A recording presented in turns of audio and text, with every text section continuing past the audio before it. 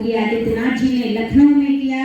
आज हम झांसी में इस पुस्तक का विमोचन करके जन जन तक इस प्रदर्शनी के माध्यम से प्रत्येक विभाग, प्रत्येक नागरिक तक पहुंच रहा है।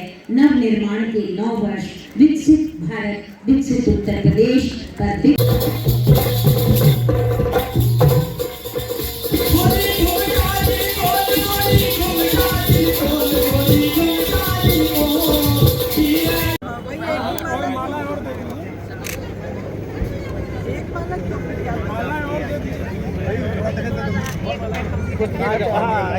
हमने ध्यान नहीं किया।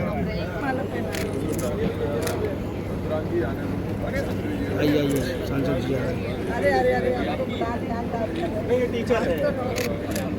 जी और उसके उपलक्ष्य में आज उत्तर प्रदेश उत्सव प्रदेश के रूप में आज मनाया जा रहा है। इन 9 वर्षों का मूल मंत्र रहा है कि प्रदेश को हम भय मुक्त बनाएं, अपराधी डरें, आम आदमी निडर होकर सड़कों पर घूमे। उत्तर प्रदेश की बदलती हुई छवि, मजबूत कानून व्यवस्था इसका स्पष्ट उदाहरण है। यह 9 वर्ष भ्रष्टाचार, भाई भतीजावाद और माफिया राज से मुक्त हुए हैं। इन 9 वर्षों में अपराध और अव्यवस्था से मुक्त होकर सुशासन तक की यात्रा हुई है। यूपी ने माफिया से कानून के राज को, उपद्रव से उत्सव को, समस्या से समाधान को और अविश्वास से आत्मविश्वास के रूप में एक उत्तर प्रदेश को नई पहचान दी है। 2017 से पहले उत्तर प्रदेश की राजनीतिक एजेंडा था जाति में बांटो, भाषा में बांटो और आपस में लड़ाइयाँ कराते रहो, जिससे देश और प्रदेश की उन्नति नहीं हो पाए। दंगे, माफिया राज, वन डिस्ट्रिक्ट, वन माफिया, गुंडा टैक्स, अवैध वसूली, यही कार्य था 2017 से पहले। सत्ता के संरक्षण में गुंडे माफिया पल रहे थे और एक समांतर सरकार चला रही थी। न महिला सुरक्षित थी, न व्यापारी सुरक्षित था। लेकिन माननीय मुख्यमंत्री जी की अगुवाई में यूपी में भय मुक्त समाज की स्थापना हुई है। राज्य उत्तर प्रदेश से एक उत्सव प्रदेश बना है।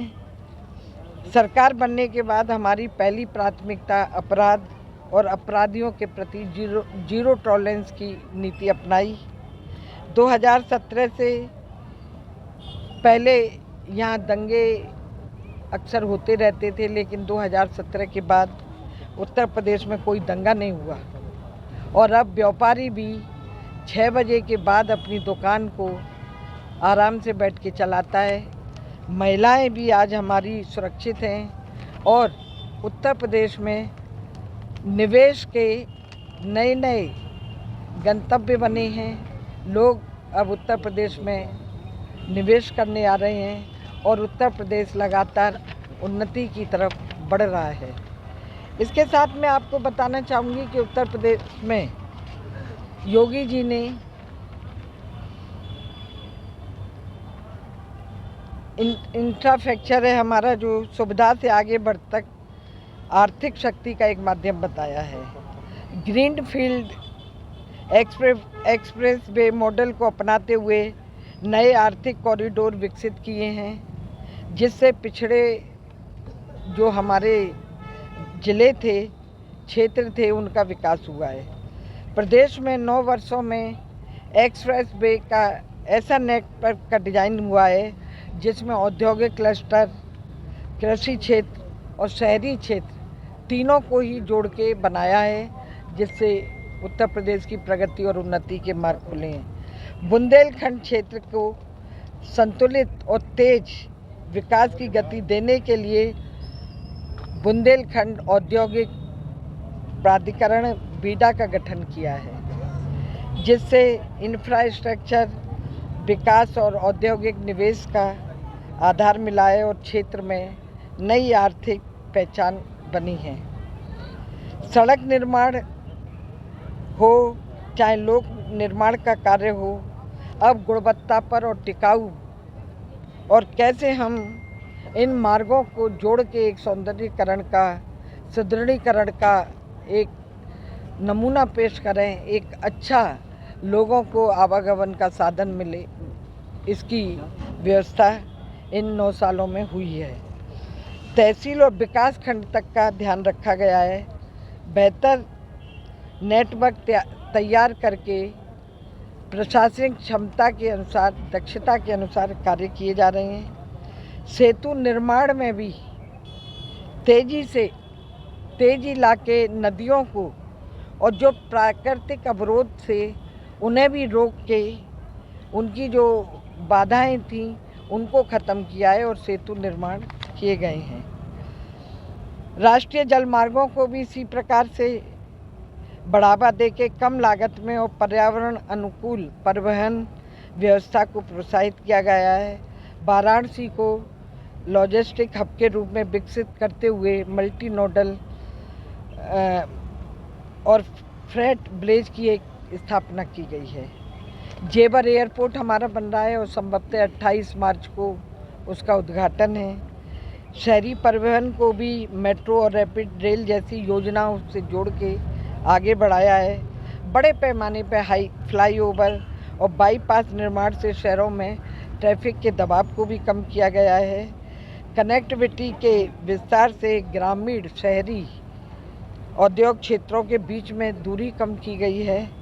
इन सभी प्रयासों से लगता है कि उत्तर प्रदेश सब उत्सव प्रदेश तो बनाएं, प्रगति का प्रदेश बनाएं, निवेश का प्रदेश बनाएं और युवाओं के लिए जो बात हमारे प्रधानमंत्री और मुख्यमंत्री जी ने कही थी उनके लिए नए नए आयाम खोले गए हैं, जिससे कि वो और प्रदेश की उन्नति और तरक्की में भागीदार बने।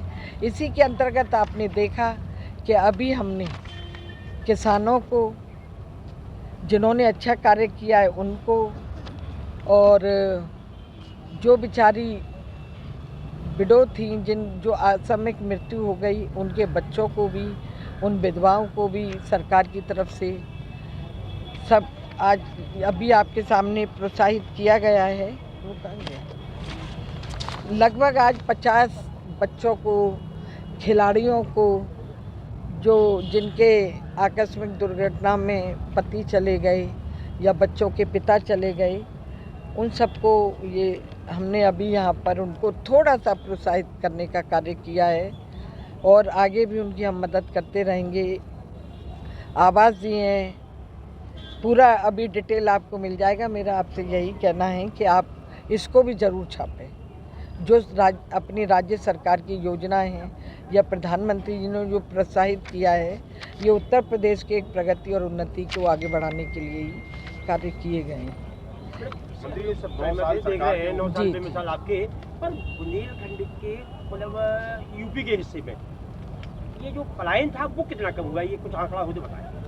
आंकड़ा तो नहीं है, लेकिन जब आपका बीड़ा तैयार हो जाएगा तो जब हो जाएगा हम मानते हैं। हाँ, हाल में 9 साल में क्या अभी भी काम तो मिल रहा है। और अभी आपके विधायक जी ने भी बताया कि पहले लोग नौकरी के लिए दूसरे प्रदेशों में जाया करते थे, अब वो यहीं पर कुछ ना कुछ कार्य कर रहे हैं। और मैं समझती हूँ कि जब आपका ये बीड़ा भी तैयार हो जाएगा और जो आजकल युवाओं के लिए स्कीमें चल रही हैं, अगर हमारे युवा भी, देखिए दोनों तरफ से होता है, युवा भी उसको पढ़ के उनके लायक क्या काम है उन्हें करें तो पलायन तो रुकेगा। सरकार का कहना है कि 9 साल में एक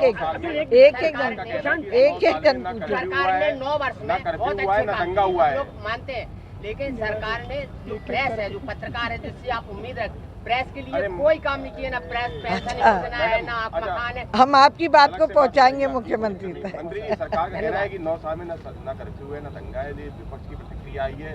अखिलेश यादव का कहना है कि मुक्ति का समय है भाजपा का, और कांग्रेस का कहना है ये विध्वंस का दौर है। इस पे क्या कहेंगे? उन्हें लगता होगा ये विध्वंस का दौर है, लेकिन ये प्रगति और उन्नति का दौर है। जिस तरह प्रधानमंत्री जी देश के लिए काम कर रहे हैं और मुख्यमंत्री जी उत्तर प्रदेश के लिए कार्य कर रहे हैं, इससे पहले कभी इतने कार्य नहीं हुए। 2017 से पहले के आंकड़े आप लोग देख लीजिए ना, तब क्या होता था और अब क्या हो रहा है। हमसे क्यों पूछते हैं? उसी को आप मतलब आप तुलनात्मक आप ही लिख दीजिए। अगर हम गलत कर रहे हैं तो हमारा लिख दीजिए, वो उन्होंने किया तो। गंगा पे इफ्तार पार्टी हुई है, अखिलेश यादव कहना कि इफ्तार पार्टी क्यों नहीं किया सकती? तो ये हमारी आस्था की प्रति गंगा माँ और जीवनदायिनी, वो जल देती हैं। अगर जल नहीं मिले तो पशु पक्षी का भी जीवन सुरक्षित नहीं रहेगा, इंसान की तो छोड़िए। और ऐसी एक गंगा माँ पर जाके आप रोज़ा इफ्तार पार्टी करते, लेकिन ये मुर्गे खा खा के उसमें टांगे फेंकने का किसने इजाज़त दे दी? क्या इनकी मस्जिदों में जाके हम कुछ जो जिनसे इन्हें नफरत है, जिन जानवरों से, उनकी हड्डियाँ फेंक सकते हैं क्या? इतने दंगे हो जाएंगे आज ही। क्या इन्हें हमारी आस्था की नहीं है चिंता? हिंदुओं की आस्था की चिंता नहीं है? इन्हें करनी चाहिए। ये गलत बोल रहे हैं। अब वो कर रहे हैं, उनकी मर्जी। वो तुष्टीकरण की नीति लाते हैं, उन्हें वोट बैंक की राजनीति कर रहे हैं वो। हम हिंदू हैं, हम भारत माता के साथ साथ अपने देवी देवताओं की, अपनी जितनी भी नदियां हैं जिन्हें हम माँ मानते हैं, जो हमें जीवन देती हैं, हमारे बच्चों के प्राण हैं, हमें भोजन पानी सब इन नदियों से मिलता है, इसीलिए हम उन्हें माँ कहते हैं। अगर उनको नहीं है इन पे आस्था तो वो मस्जिदों में करा के देख लेना, तब उनको पता चलेगा क्या कर रहे हैं। चुनाव नजदीक आते हुए काशीराम की जयंती विपक्ष मनाने लगा, क्या चुनावी स्टंट मानती हैं इसको? अब ये चुनावी स्टंट ही है, उसके लिए तो पहले क्यों नहीं याद आई काशीराम जयंती की? इसी वर्ष क्यों याद आई है? जी हाँ जी जी जानकारी में है। इसमें आपकी अपनी प्रतिक्रिया क्या है? क्या कंडीशन है? आपने मेरी प्रतिक्रिया इसमें यही है, उस महिला को न्याय मिलना चाहिए और जिन्होंने उसे इस कृत्य के लिए उकसाया है उन्हें सजा मिलनी चाहिए। इसमें आप मानते हैं कि हमारे तंत्र की भी कहीं चूक रही है? अब मैं उतने अभी गहराई में तो नहीं गई हूँ, लेकिन जो मुझे पता चला है तो उसके आधार पर मैंने एसएसपी से भी बात की है और यही कहा है कि जिन्होंने उसे इस कृत्य के लिए उकसाया है उन्हें सजा मिलनी चाहिए। क्या हम अपने तंत्र को भी इसके जांच के दायरे में रखेंगे कि मानेगा ही वो? अब देखिए, अगर तंत्र भी कहीं जांच के दायरे में आएगा तो बिल्कुल उनके खिलाफ भी जांच होगी। एक दूसरा मामला, आप कह रहे हैं सुलभ सहज सारे न्याय मिल रहे हैं, है जी, लोगों की बात सुनी जा रही है, सारी चीज़ें दी जा रही हैं। एक मामला है प्रशासन का। उप निदेशक मंडी कार्यालय का 9 माह पहले ट्रांसफार्मर जल गया। आपने 3 बैठक की, तीनों बैठकों में अधिकारियों से कहा कि इस चीज़ को देखो आप। डीएम सर ने प्रति सोमवार को बैठक की। बैठक का केवल ये होता था कि जो खराब ट्रांसफार्मर है उन्हें ठीक करें, जहाँ कमी है दूर करें। बिल्कुल नहीं, अभी तक नहीं बदला है।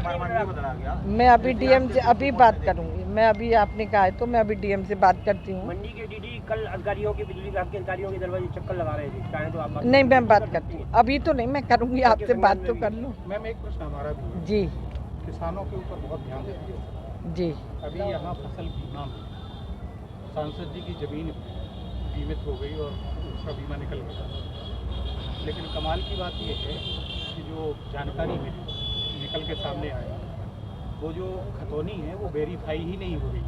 मतलब किसी की खतौनी पे किसी का नाम जाके वो वेरीफाई अंदर चला जा रहा है, बीमा हो जा रहा है। ऐसा सिस्टम का फेलियर है? नहीं, देखिए, ये आप मुझे अभी बता रहे हैं, मेरे ये विषय इस तरह का जानकारी में नहीं है। ये मालूम है कि हम किसानों को बीमा देते हैं। अगर किसी से मुझे पत्र दिलवा दीजिए, मैं जांच करा दूंगी। किसानों पे मुकदमे हैं, उनको तो 2-5% मिला होगा। लूटने वाला लूट के निकल गया। बिहार का तो भी तो दीजिए ना, बताया यहाँ का जिला आप मुझे लिख के तो दीजिए माननीय मुख्यमंत्री जी से। लेकिन कमाल की बात है, पकड़े गए हैं।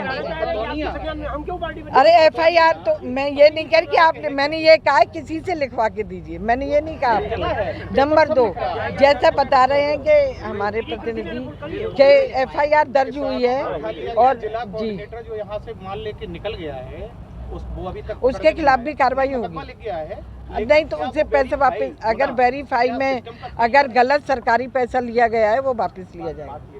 मैडम ये कह रहे हैं कि जो खतौनी है, आप कह रहे हैं ना पैसा लेके निकल गया, आप ही कह रहे हैं। नहीं तो हम तो ये कह रहे हैं, हम ये भी तो कह रहे हैं कि सिस्टम का फेलियर है क्या? तो सिस्टम का फेलियर तो तब पता चले, आप किसी से मुझे लिखवा के तो दीजिए ना। बिल्कुल जांच होगी, क्यों नहीं होगी। ठीक है भैया, अब 9 वर्ष की हो गई।